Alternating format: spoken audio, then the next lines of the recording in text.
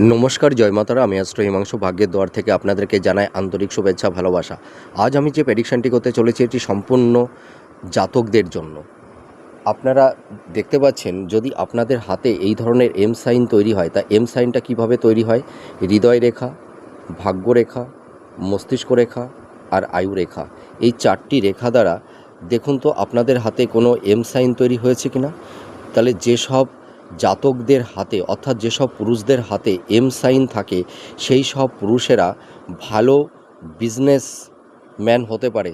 এরা ব্যবসা থেকে প্রচুর মানে বেনিফিট এরা মানে উপার্জন করতে পারে। অর্থাৎ এরা বিজনেস করে এরা জীবনে ধন সম্পদ, ঐশ্বর্য, সব কিছু এরা প্রাপ্তি লাভ করে থাকে। এবং এরা যদি কোনো পার্টনারশিপ বিজনেস করে বা যৌথ বিজনেস করে, সেই সব বিজনেসেও কিন্তু এরা খুব গেনার হয়, ভীষণ লাভবান হয়। আপনারা মিলিয়ে দেখুন।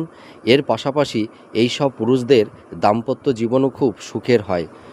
আপনারা মিলিয়ে দেখুন এই প্রেডিকশানটি কতটা ম্যাচ করছে। নমস্কার, জয় মাতারা।